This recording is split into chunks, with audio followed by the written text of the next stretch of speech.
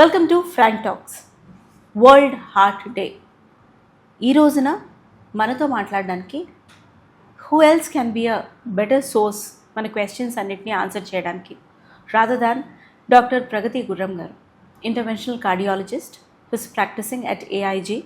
Ma'am, thank you so much for your time. World heart day అని నేను కూడా ఇలా స్టిఫ్ అయిపోయాను యాక్చువల్లీ. ఓకే, కానీ వరల్డ్ హార్ట్ డే అంటే గుండెకి ఒక రోజు అంతే కదా, ఒకే రోజు ఆ గుండె, తర్వాత కొట్టుకోకపోతే పరిస్థితి ఏంటి? ఎందుకు మ్యామ్ గుండెకి ఒకటే రోజు, ఈ రోజే ఎందుకు, వై అంటే అసలు వరల్డ్ హార్ట్ డే అంటే ఏంటి? మనం ఎందుకు వ్యాలంటైన్స్ డే సెలబ్రేట్ చేసుకుంటున్నాము? నేను మానేశాను. మీరు మానేశారు, enter world celebrating parents day, mother's day, father's day. So happy birthday, happy birthdays. Okay, still okay.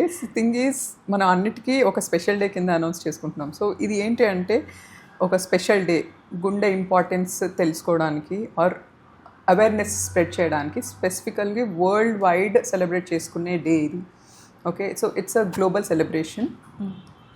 WHO, world health organization, okay, and world heart federation, okay, and many other global organisations అవన్నీ కలిసి formulate చేసిన day ఇది. అంటే heart importance కానీ, ఎందుకంటే heart వల్ల అంటే cardiac issues వల్ల అయ్యే డెత్ రేట్ ఇట్స్ గ్లోబల్లీ, అంటే ప్రపంచవ్యాప్తంగా చూసుకుంటే అన్నిటికంటే ఎక్కువ డెత్స్ మనకి హార్ట్ డిసీజ్ వల్లనే అవుతాయి. మోర్ నెంబర్ ఆఫ్ డెత్స్ అంటే ఆఫ్టర్ న్యాచురల్ కెలామిటీస్ తర్వాత అండ్ యాక్సిడెంట్స్ తర్వాత leading killer globally is heart diseases, I mean to say. So అందుకని ఒక special day for that. And ఆ డే రోజు దాని ఇంపార్టెన్స్ గురించి మళ్ళీ మాట్లాడుకుంటూ అందరికీ అవేర్నెస్ కల్పించడానికి, అంటే మనకి ఎట్లా రిస్క్ ఫ్యాక్టర్స్ ఇంపార్టెంటో, రిస్క్ ఫ్యాక్టర్స్ వల్ల హార్ట్ డిసీజ్ ఎట్లా వస్తున్నాయి, రిస్క్ ఫ్యాక్టర్స్ని ఎట్లా కంట్రోల్లో పెట్టుకోవాలి, హెల్దీ లైఫ్ స్టైల్ ఎట్లా అలవర్చుకోవాలి, డయట్ కానీ ఎక్సర్సైజ్ కానీ వాటి ఇంపార్టెన్స్, స్లీప్ ఎట్లా ఇంపార్టెంట్, స్ట్రెస్ని మేనేజ్ చేయడం ఎట్లా important, and not to forget regular health checkups or cardiac checkup at least సంవత్సరానికి ఒకసారి. అంటే ఇప్పుడు ఎలా అయిపోయిందంటే విత్ ఇంక్రీజింగ్ ఇన్సిడెన్స్, ఇప్పుడు అంటే యంగర్ పాపులేషన్లో కూడా హార్ట్ అటాక్స్, ఈ కార్డియాక్ రిస్క్ ఎక్కువైపోయింది. కాబట్టి అట్లీస్ట్ 25 years దాటిన ప్రతి ఒక్కళ్ళు సంవత్సరానికి ఒకసారైనా హార్ట్ చెకప్ అంతా చేసుకుంటే BP, sugar, thyroid, cholesterol levels, ECG, basic stress test కానీ, టుడీకో, ఇవన్నీ బేసిక్ ఇన్వెస్టిగేషన్స్ ఇవి చేసుకుంటే so we are on the safer side. Okay, so ఈ ఇంపార్టెన్స్ అందరికీ తెలియడానికి ఒక డే ఫార్ములేట్ చేశారు. So that is world health day, world heart day. Yes, world heart. అయితే నేను ఇది క్వశ్చన్ తర్వాత అడుగుదామని రాసి పెట్టుకున్నాను, కానీ మనకి ఈ టాపిక్ వచ్చింది కాబట్టి ఒకటి మన డిస్కషన్స్లో ఇటువంటి క్వశ్చన్స్ ఇంతకుముందు ఇంతకుముందు మనం మాట్లాడుకుంటున్న టైంలో I just wanted to repeat it again. ఎందుకంటే పదే చెప్పినా కూడా, ఇంక్లూడింగ్ నాకు దీని ఇంపార్టెన్స్ అర్థమైనా, ఒక చెకప్కైనా ఒక యాక్షన్కైనా నేను ఒక స్టెప్ వేయకపోవచ్చు. సో ఆ పదే చెప్పే సందర్భం ఈ రోజు కన్నా ఇంకేంటి అని I wanted to ask that questions again and again for you. So ఒకటి మీరు ఇందాక అన్నారు, అట్లీస్ట్ 1 yearకి ఒక్కసారైనా చెకప్ అది చేయించుకోవాలి అని. కానీ మ్యామ్ నేను ఒక మామూలుగా నా పర్స్పెక్టివ్, నాలాంటి ఎంతోమంది పర్స్పెక్టివ్ నుంచే మాట్లాడుతున్నాను. చెకప్కి వెళ్ళాలని ఉంటుంది, చేయించుకోవాలని ఉంటుంది, బేసిక్ ఇన్వెస్టిగేషన్స్ చూడాలని ఉంటుంది. కాకుంటే ఒక భయం ఉంటుంది, ఏమొస్తుందో రిపోర్ట్లో, అమ్మో ఏమొస్తే ఏ ఫుడ్ ఆపాలో, ఏ లైఫ్ స్టైల్ చేంజ్ చేయాలో.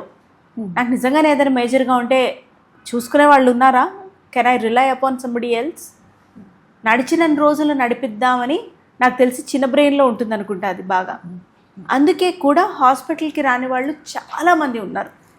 ఏమంటారు మీరు దీనికి? No, true that. అంటే ఒకవేళ వస్తే డయాగ్నోసిస్ అవుతే మళ్ళీ ఏమైనా స్టెంటింగ్ ఏమైనా చెప్తారా, లేకపోతే సిఏబీజీ అంటే బైపాస్ సర్జరీ ఏమైనా చెప్తారా, ఆర్ మెడికేషన్ వాడాల్సి వస్తుందా అన్న భయానికి రాని వాళ్ళు చాలామంది ఉంటారు. కాకపోతే మోస్ట్ ఇంపార్టెంట్ థింగ్ ఏంటంటే స్క్రీనింగ్ లెవెల్లో, అంటే జబ్బు ముదరకుండా మనం ముందే పసిగట్టగలిగితే మెడికేషన్తో దాన్ని అంతటితో ఆపచ్చు ఆర్ ఎంతో కొంత కంట్రోల్లో పెట్టచ్చు. రాదర్ అదే ఒక మ్యాసివ్ హార్ట్ అటాక్ లేకపోతే మ్యాసివ్ బ్రెయిన్ స్ట్రోకో ఒకసారి జబ్బు ముదిరిన తర్వాత జబ్బు బయటపడ్డాక హాస్పిటల్కి వస్తే దాని అవుట్కమ్ అంత బాగోదు. ఓకే, అప్పుడు లైఫ్ ఈజ్ కంప్లీట్లీ డిఫరెంట్. స్టేబుల్గా ఉన్నప్పుడు మనం ఒక పేషెంట్ని ట్రీట్ చేస్తే ఆ పేషెంట్ అవుట్కమ్ ఒకసారి ఆల్రెడీ జబ్బు బారిన పడి వచ్చిన తర్వాత ఆ పేషెంట్కి ట్రీట్ చేస్తే వచ్చే అవుట్కమ్ చాలా డిఫరెన్స్ ఉంటుంది. It's a matter of acceptance. మనం యాక్సెప్ట్ చేయాలి. ఒకవేళ జబ్బు ఉన్నా కానీ దానికి క్యాన్సర్ కూడా అంతే కదా, క్యాన్సర్ కూడా అంతే. స్క్రీనింగ్ ఎందుకు చేస్తాం? ముందు డిటెక్ట్ అవుతే ముందు నుంచి ట్రీట్మెంట్ తీసుకుంటే కంప్లీట్ రికవరీ పాసిబుల్. క్యాన్సర్లు కూడా ఒక 5% ఆఫ్ క్యాన్సర్స్కి కంప్లీట్ ట్రీట్మెంట్ లేకపోవచ్చు, కానీ మోస్ట్ ఆఫ్ ద క్యాన్సర్స్ మనకి ముందే తెలిస్తే వాటికి కంప్లీట్ ట్రీట్మెంట్ ఉంటుంది. లైక్ వైజ్ ఒక major heart attack, massive heart అటాక్తో హాస్పిటల్కి వెళ్తే దానికి అప్పటికి ట్రీట్మెంట్ అవ్వచ్చు, కానీ ఎంతో కొంత హార్ట్ మసిల్ లాస్ ఉంటుంది. దానివల్ల ఫ్యూచర్ ఈ అరిథ్మియాస్ అంటే రిథమ్ ఇష్యూస్ కానీ, హార్ట్ ఫెయిల్యూర్ కానీ, సో ఫ్రీక్వెంట్గా అడ్మిషన్ అవ్వడం కానీ. ఒకటి చెప్పండి, అంటే ముందే తెలుసుకొని ముందే ట్రీట్మెంట్ తీసుకొని జబ్బు ప్రివెంట్ చేసుకోవడం బెటరా? ఒకసారి జబ్బు మీద పడ్డాక జస్ట్ నడుస్తుంటే కూడా ఆయాసం వచ్చి, మెట్లెక్కుతున్న ఆయాసం వచ్చి, కొంచెం సరదాగా ఎప్పుడైనా సాల్టెడ్ బటర్ మిల్క్ తాగాలన్నా ఆలోచించాల్సిన సిచ్యువేషన్ ఎందుకు మనకి? రాదర్ ముందే కొంచెం జాగ్రత్తగా తీసుకున్నాం అనుకోండి, దట్టు ఒక స్పెషలిస్ట్ గైడెన్స్లో you will always adapt healthy life style. So ఓవరాల్గా quality of life is good. Disease burden will come down, or the risk of falling for a disease will come down. So that is called as screening. So మన brain సెల్స్ని కొంచెం open చేసి larger పర్స్పెక్టివ్లో చూస్తే screening ఎప్పుడైనా కానీ, so that's called as primary prevention. Or మనకి risk factors అవి ముదరక ముందే మనం ముందే ఒకవేళ డిసీజ్ని ఇనీషియల్ స్టేజెస్లో అరిగట్టగలిగితే దానికంటే మించింది ఏది లేదు.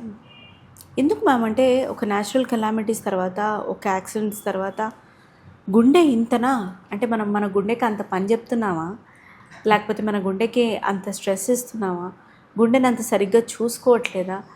కార్డియాక్ అరెస్ట్లు, హార్ట్ అటాక్లతోటి మేజర్ డెత్ అవుతోంది అని మీరు చెప్పిన ఈ అనాలిసిస్ నన్ను ఆలోచింపజేస్తోంది. ఎందుకు అలా ఎందుకు అవుతున్నది? అంటే రిస్క్ ఫ్యాక్టర్స్ వల్ల మనకి బాడీలో ప్రతి ఒక్క ఆర్గన్ ఎఫెక్ట్ అవుతుందండి. అంటే ఫస్ట్ షుగర్ ఎగ్జాంపుల్ అనుకుందాం. ఇప్పుడు ఒక మనిషికి ఒక 25 ఏళ్ల లోపల డయాబెటీస్ వచ్చింది ఎగ్జాంపుల్. అది దీర్ఘకాలిక డయాబెటీస్. ఇప్పుడు ఒక అతను 40 ఆవిడో అతను 40-45 వచ్చేసరికి అది he or she is living with it. దాంతో పాటే బీపీ వచ్చింది అనుకుందాం. అంటే ఇది ఇంకా మేజర్ అలార్మింగ్ కాజా ఇవి? అంతే కదా. ఒక్కసారి బీపీ షుగర్ బాడీలో ఉందంటే అది కూడా లాంగ్ డ్యూరేషన్, మీరు చెప్పినట్టు 20-30 ఇయర్స్లో ఉంది అంటే ప్రతి ఒక్క ఆర్గన్ హిట్ అయ్యే ఛాన్స్ ఉంటుంది. Not just heart. మనకు కనిపించేది హార్ట్ అరెస్ట్. ఎందుకంటే హార్ట్ వల్ల ఏంటి అంటే క్విక్ డెత్, అంతే, massive heart attack or morbid disease. ఒకవేళ ఆ హార్ట్ అటాక్ నుంచి బయటపడ్డా కానీ ఆ జబ్బుతో బ్రతకాల్సి వస్తుంది. అక్కడ క్వాలిటీ ఆఫ్ లైఫ్ చాలా చాలా పువర్ ఉంటుంది. అన్లైక్ అదర్ ఆర్గన్స్, మిగతా ఆర్గన్స్ ఎఫెక్ట్ అయినా కానీ సివియర్గా డ్యామేజ్ అవుతే అంతే సఫర్ అవుతారు. కానీ కార్డియాక్ ఇష్యూ వల్ల సడన్ డెత్స్, ఈ అరిథ్మియాస్ వల్ల sudden deaths, the risk of death is much higher with heart. So that is the reason heart leading cause of death అంటారు. కానీ ఈ రిస్క్ ఫ్యాక్టర్స్ వల్ల బీపీ, షుగర్ కానీ, కొలెస్ట్రాల్, వీటన్నిటి వల్ల హార్ట్ ఎట్లా అయితే హై రిస్క్ ఉందో బ్రెయిన్ స్ట్రోక్ కానీ, లివర్ ఇంజురీ కానీ, కిడ్నీ ఇంజురీ కానీ, కాళ్ళలో కంప్లీట్గా కొంతమందికి మనం బాగా చూస్తాం కదా, severe form of infections, cellulitis or peripheral arterial disease అంటాం. అంటే సర్క్యులేషన్ సరిగ్గా ఉండదు, ఊరికే చాలా రోజులు అల్సర్స్ అయ్యి అది హీల్ అవ్వకుండా ఇవన్నీ ఉంటాయి. బికాజ్ అదంతా uncontrolled diabetes and hypertension or obesity వల్లనే. కాకపోతే మనకు కనిపించేది ఏంటి అంటే death rate or risk of death is higher with cardiac diseases, cardiovascular diseases. That's the thing. Otherwise even malignancy, cancer, the risk of cancer also increases with all these risk factors. అయితే world heart day అయినా కూడా ఈ doubt, ఇప్పుడు ఒకసారి brain stroke వచ్చిన వాళ్ళకి మళ్ళీ heart stroke వచ్చే అవకాశం ఉందా? ఎస్. అవునా? ఎస్. ఆల్రెడీ ఒకసారి బ్రెయిన్ స్ట్రోక్ ఉన్న వాళ్ళు it is considered as one of the risk factors. అంటే మనకి రిస్క్ ఫ్యాక్టర్స్ కామన్ ఉంటాయి కదా రెండింటికి. మనకి కార్డియాక్ స్ట్రోక్ అయినా బ్రెయిన్ స్ట్రోక్ అయినా risk factors same. So risk already ఒకసారి బ్రెయిన్ ఎఫెక్ట్ అయింది అంటే obviously future risk of cardiac events is very high. మీరు చెప్పిన వీటన్నిటిలో నాకు కామన్గా వినిపిస్తున్నది, మీరు అనకపోయినా ఇప్పటి వరకు స్ట్రెస్, అట్లీస్ట్ మన డిస్కషన్ అదే వినిపిస్తుంది. అట్లీస్ట్ నా చిన్నగా ఉన్నప్పుడు, నేను టీనేజ్లో ఉన్నప్పుడు కూడా ఒక 24 hours మనకి చాలా సరిపోయేది. ఇప్పుడు పర్ డే 48 hours కూడా సరిపోవట్లేదు. అఫ్కోర్స్ ఇంక్రీజ్డ్ లైఫ్ స్టైల్ కావచ్చు, ఒక ₹5 వస్తువు ₹200 అవ్వడం కావచ్చు, దాంతోపాటు శాలరీ ఇంక్రీజ్ కావచ్చు, దాంతోపాటు పని ఇంక్రీజ్ కావచ్చు, ఇంటర్ రిలేటెడ్ ఉన్నాయి. కానీ ఇంతగా ఈ 15-20 ఇయర్స్లోనే మరీ ఇంత డ్రాస్టిక్ చేంజ్ ఎందుకైంది? దానివల్ల క్వాలిటీ ఆఫ్ లైఫ్ పెరుగుతుంది అనుకుంటున్నాం, లేదు. మేబీ క్వాలిటీ ఆఫ్ వస్తువులు పెరుగుతున్నాయేమో, వాటికి కట్టే ఈఎంఐలు పెరుగుతున్నాయేమో, కానీ క్వాలిటీ ఆఫ్ లైఫ్ ఖచ్చితంగా తగ్గిపోయింది మీరు చెప్పిన దాన్ని బట్టి చూస్తే. What is your observation? Will split it into 2 parts. Yes, ఒకటి, ఇంతకుముందు మనకి డే సరిపోయినట్టు అనిపించేది, ఇప్పుడు మనకి డే సరిపోవట్లేదు. ఎందుకు అంటే సొఫిస్టికేషన్ వల్ల. ఇంతకుముందు మనకి ఇన్ని ఎలక్ట్రానిక్ గ్యాడ్గెట్స్ లేవు, ఎంటర్టైన్మెంట్కి ఇన్ని థింగ్స్ లేవు మనకి ఇంతకుముందు. So it was more mindful. ఇంతకుముందు లివింగ్ కానీ లైఫ్ స్టైల్ కానీ, పిల్లలు ఉన్నారనుకోండి ఏం చేసేవాళ్ళు, రోడ్ల మీదకి వెళ్ళి ఆడుకునేవాళ్ళు. నేనైతే యాజ్ అ కిడ్నా ఎంతసేపు హాలిడేస్ వస్తే బయట ఆడుకునేవాళ్ళు. అది మనకి కార్డియో అయిపోతుంది, ఎక్సర్సైజ్ అయిపోతుంది, అట్ ద సేమ్ టైం చాలా మందితో కలుస్తాము.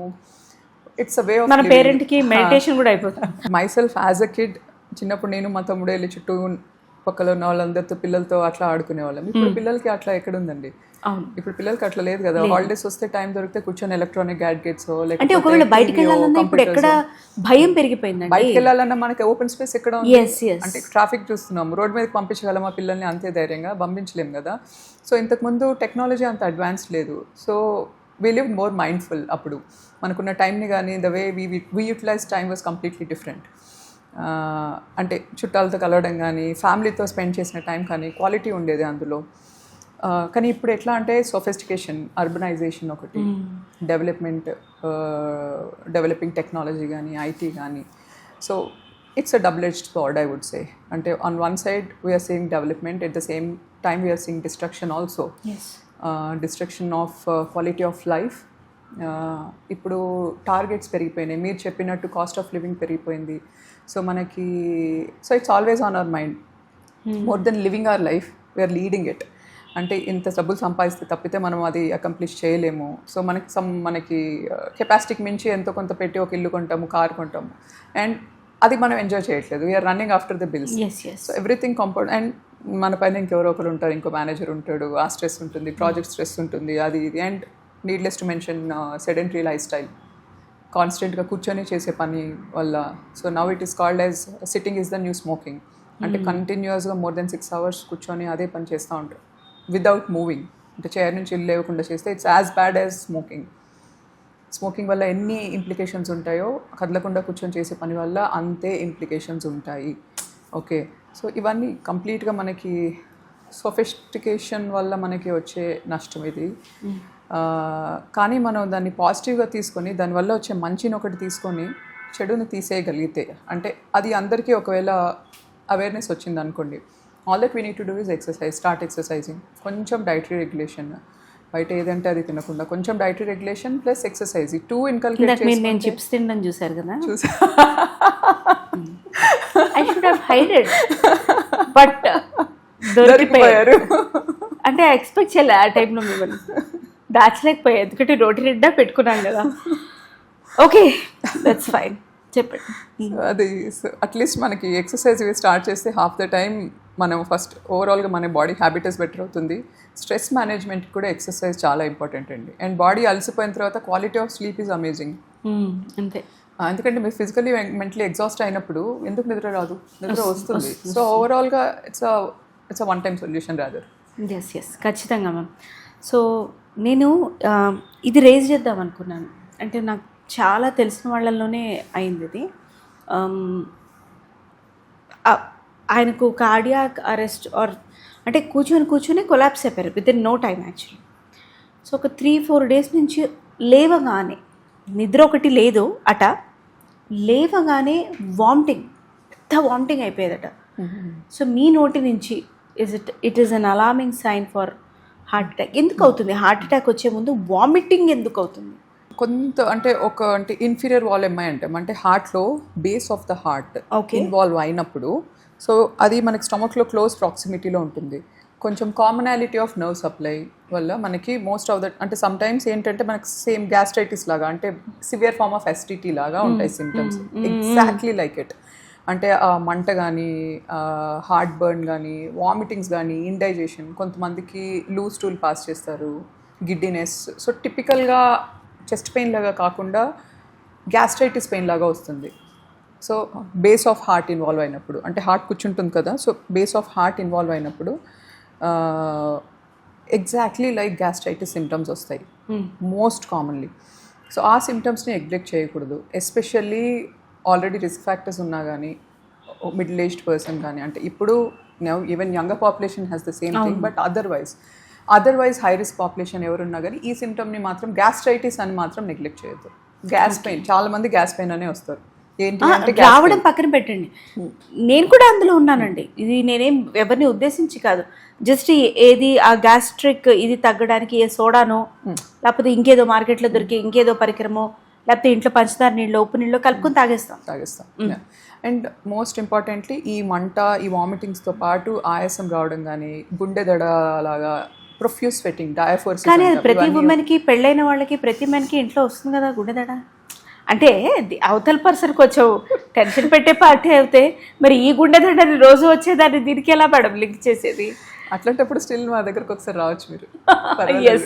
రావాలి, మీరు చెప్పిన దాన్ని బట్టి మా ప్రాక్టీస్ కూడా పెరుగుతుంది, మీరు కూడా సేఫ్ సైడ్గా అంటే హ్యాపీగా కంఫర్టబుల్గా లివ్ చేయొచ్చు కదా. హ్యావింగ్ సెడ్ దట్, నేను మీది ఇన్స్టాగ్రామ్లో ఒక టాక్ చూశాను. అంటే అందరి హార్ట్స్ మేనేజ్ చేసే డాక్టర్సే, అంటే మీరు మాకు దేవుడా నువ్వు బాగున్నావు అని మిమ్మల్ని అడిగే పరిస్థితి. మీకు ఇంకా ఎక్కువ స్ట్రెస్ లెవెల్స్ ఉంటాయి, మీకు ఇంకా ఎక్కువ ఇష్యూస్ ఉంటాయని మీరు ఒక రీల్ చెప్పారు. రీల్లో కాంటెంట్ అదే. ఒకసారి దాని గురించి చెప్పండి మేడం. అలా ఎలా? అంతే కదా, చాలా మంది వచ్చినప్పుడు అంటే ఏమన్నా కానీ ఇప్పుడు అంటే చిన్న కిడ్ నుంచి తీసుకోండి, చిన్న కిడ్ నుంచి, స్కూల్కి వెళ్ళే కిడ్ నుంచి కానీ యంగ్ అడల్ట్, కొంచెం ఎల్డర్లీ, ప్రతి ఒక్కరికి చాలా స్ట్రెస్ఫుల్ ఉంటుందండి అంటారు. అంటే మనము అంటే we lost the art of managing stress. Okay, నేను అంటాను వాళ్ళతో, the stress I go through, I just tell them. Okay, sometimes 38-40 hours straight shift. ఇంకా నేను యాక్చువల్లీ అండర్ రేట్ చేసినట్టు 38-40 hours స్ట్రైట్ షిఫ్ట్స్ ఉంటాయి, ఒక్కోసారి ఫుడ్ ఉండదు, ఒక్కోసారి okay, or obviously we lose track of health checkups. Okay, అవును, sleep disturbances ఇవన్నీ. And stress, ఒక పేషెంట్ని హ్యాండిల్ చేసేటప్పుడు ఆ స్ట్రెస్, ఆ పేషెంట్కి ఏమైనా జబ్బు వల్ల పేషెంట్కి ఏమైనా అవ్వచ్చు, ఎందుకంటే బ్రెయిన్ స్ట్రోక్ అని, హార్ట్ స్ట్రోక్ అని, these are not stable diseases, మన చేతుల్లో ఉండదు. మొత్తం ట్రీట్ చేసిన తర్వాత కూడా సడన్గా చిన్న అటాక్ వచ్చి చనిపోవచ్చు పేషెంట్, కానీ doctor will be blamed for. Ma'am, ఈ మధ్యనే ఇంకొక పోస్ట్ కూడా వచ్చింది, ఒక పాపులర్ వెయిట్ లాస్ ఇంజెక్షన్, అది తీసుకోవటం వల్ల రకరకాల డిసీజెస్ ఒక ఎత్తు అయితే, హార్ట్ ఫెయిల్యూర్స్ అయ్యి ప్రాణాలు పోవటం అనేది కూడా ఇంకొక ఎత్తు ఉంది. ఆ ఇంజెక్షన్కి సంబంధించి దాని మీద లా సూట్స్, కేసులు అవి ఫైల్ చేయటం, అది ఎంత పాపులర్ అయిందో, ఫలానా వ్యక్తులు బాలీవుడ్లోనో ఎక్కడో తీసుకున్నారు అని. అంతే దానికి ఇది కూడా ఉంది. ఈ weight loss injections or else fat loss treatments, ఈ కాస్మెటిక్ సర్జరీస్, వీటి మీద ఓవరాల్గా అంటే ఇన్ డెప్త్ వెళ్లకుండా హార్ట్కి ఏ విధంగా ఇంపాక్ట్ అవుతుంది అని మీరు అనుకుంటున్నారు? మీరు 3 డిఫరెంట్ ఇష్యూస్ అడిగారు. వెయిట్ లాస్ మాలిక్యూల్స్ అడిగారు, ఫ్యాట్ బర్నర్స్ అడిగారు, కాస్మెటిక్ థెరపీస్ అన్నారు. ఓకే, వెయిట్ లాస్ మాలిక్యూల్, ఇప్పుడు మార్కెట్లో వచ్చిన weight loss molecules, those are యాక్చువల్గా diabetic molecules. I'm not naming any. Diabetic molecules అంటే డయాబెటిక్స్, షుగర్ ఉన్న వాళ్ళకి యూజ్ చేసేవాళ్ళు ఇంతకుముందు, స్టార్ట్ విత్. ఓకే, అది మార్కెట్లో వచ్చినప్పుడు యాక్చువల్గా డయాబెటిక్ పేషెంట్స్కి, షుగర్ ఉన్న పేషెంట్స్కి యూజ్ చేసేవాళ్ళు. ఓకే, కానీ తర్వాత not just diabetic patients, obesity, ఉబకాయం ఉన్న పేషెంట్స్కి కానీ, దానివల్ల హార్ట్ డిసీజెస్ ఉన్న వాళ్ళ పేషెంట్స్, ఎందుకంటే obesity is a spectrum of illness. Obesity అంటే జస్ట్ చూడడానికి బయటికి లావుగా మీకు చూపించట్లేదు, పర్లేదులేండి, ఇక్కడ ఉన్నది కెమెరామ్యాన్ చూపించలేరు మీరు, ఆయన చాలా సన్నగా ఉన్నారు, కానివ్వండి. అంటే ఒబిసిటీ వల్ల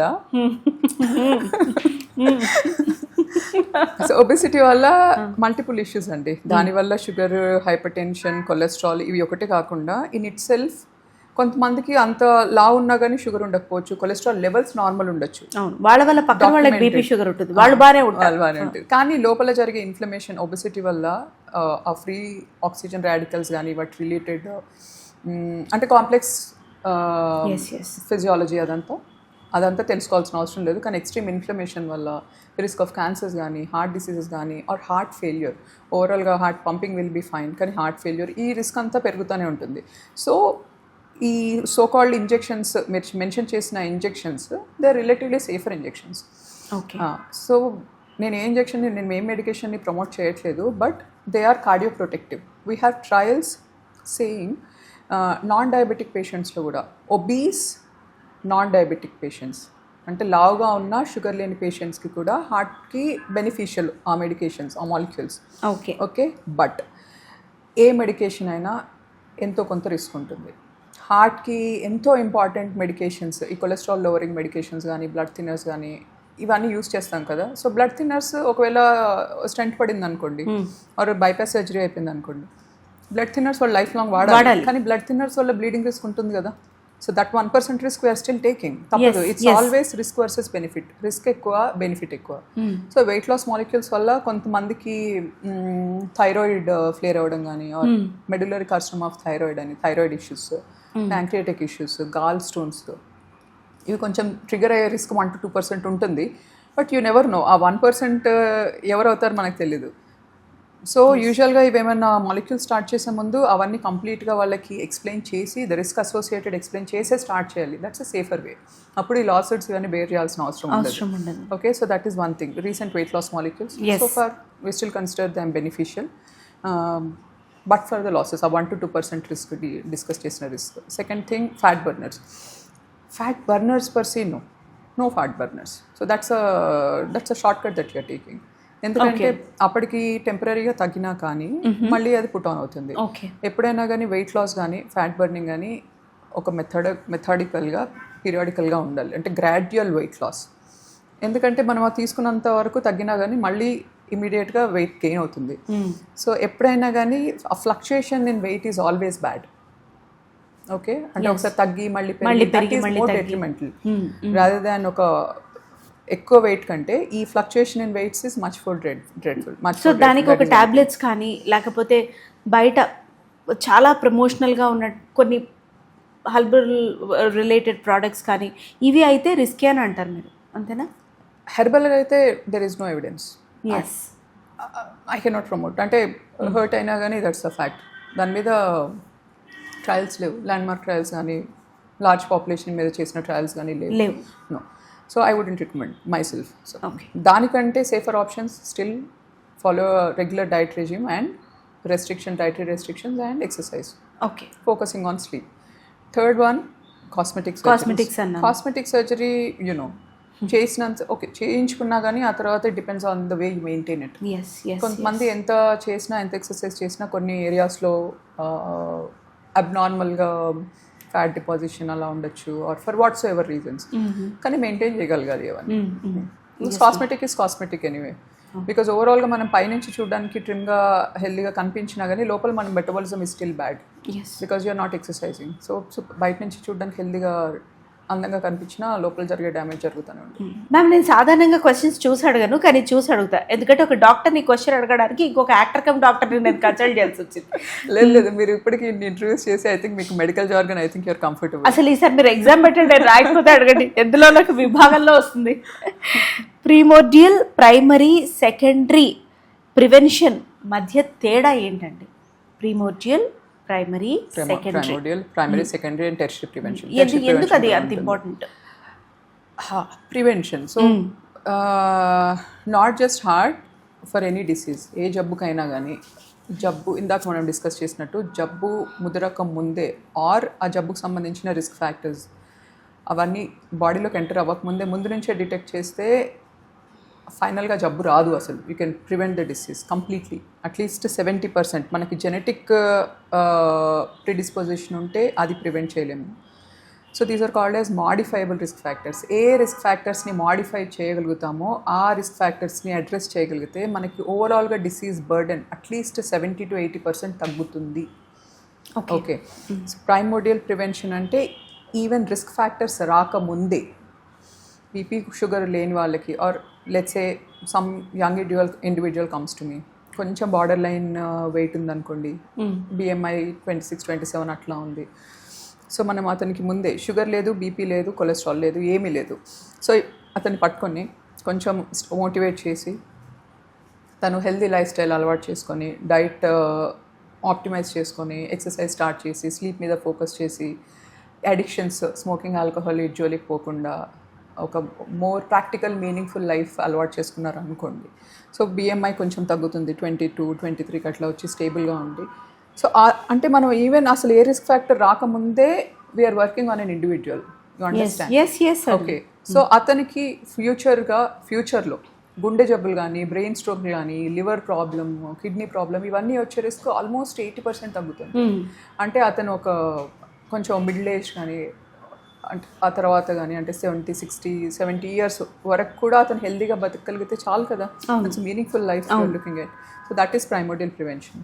ప్రైమరీ ప్రివెన్షన్ రిస్క్ ఫ్యాక్టర్స్ వచ్చిన తర్వాత, సెటిల్ అయిన తర్వాత, లెట్సే ఒక 30 or 28-year-old person obese, okay, BMI close to 30, BP, sugar, cholesterol ఇవన్నీ ఆల్రెడీ సెటిల్ అయిపోయి ఆ టైంలో నా దగ్గరకు వచ్చారు అనుకోండి, ట్రీట్ మీ అని. So now I'm working on his risk factors. Already risk factors settle అయిపోయినాయి. సో నవ్ రిస్క్ ఫ్యాక్టర్స్కి BP medication, cholesterol medication, sugar medication, dietary restrictions, modifications, dietary patterns, వాళ్ళు ఫాలో అవ్వాల్సిన dietary patterns, encouraging them on exercise, weight loss ఇవన్నీ. So that is primary prevention.